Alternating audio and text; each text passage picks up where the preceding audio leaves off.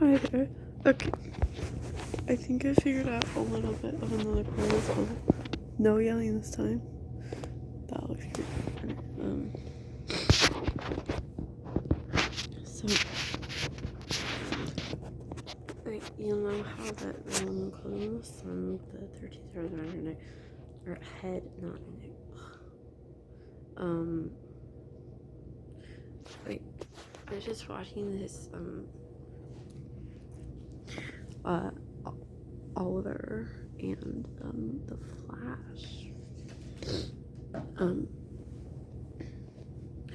having a conversation, and Oliver said to,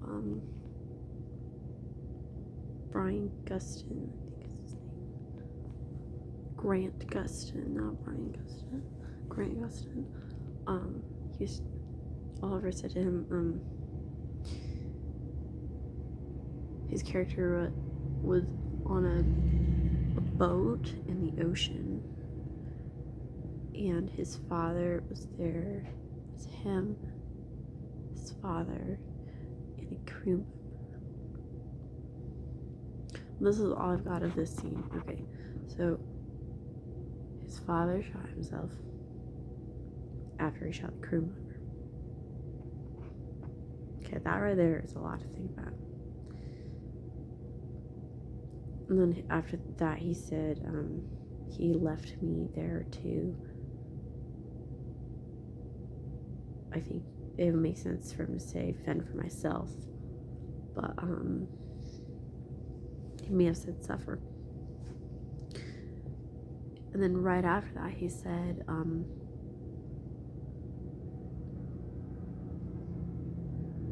somebody came up and slew his mother. I think what he said is he stabbed her through the heart. Possibly. I would have to rewatch that. Okay, but, so her son was left, and she died, but she watched the whole thing happen. And one thing I've come to realize is that, I underestimated humans' ability to understand things, because, before I got this Staphylococcus infection, I thought I knew everything about life. I bragged a lot. I was very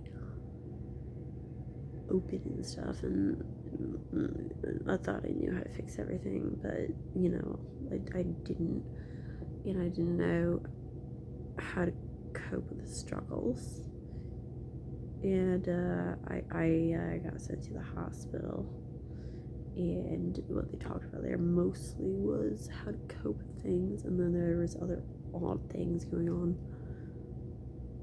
but this woman, she had to watch everything happen. And Eve, what she did was she ate the forbidden fruit. And I'm trying to figure out why. Because that's a question that the pastors will, address in the sermon, and then they'll move on and not really think about it. And I just wish they would have thought about it more, because I wanted to know. But then that helps me think about it, The woman, she had to watch everything happen. God's curse to the woman was that she will eat of the fruit of the knowledge of good and evil the rest of the days of her life. And it was not okay for Adam and Eve to both eat of the tree of the knowledge of good and evil and the tree of life. And I didn't understand that, but I think David was talking about, he shall be as a tree planted by rivers of living water that yieldeth forth fruit in its season, And then what Jesus did is he walked by this tree, I think it was a fig tree, and he looked at it and he said, it wasn't season for the tree to bear fruit, and it was getting there, but it wasn't there.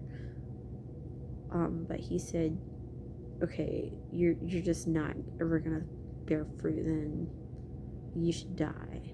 That's what he said to the tree. So the tree died. Because he knows the truth. He knows all the trees. He created all the trees. Trees can bear fruit sporadically other times too. It's like, stop. Jesus was saying, stop just going with the rhythm. Stop it. Like, you can do it beforehand. But, truth be told, usually the fruit that's beforehand isn't as much as the fruit in its season. Sometimes when we wait for longer, there's more joy in the end, but it's balanced. Like, where do I be meek? Do I be meek in having something now, or do I be meek in having something later and having more later? Because it's complicated. But the aspect I wanted to talk about was the woman being nourished by the earth, that sentence, and then the fact that this woman and his story died.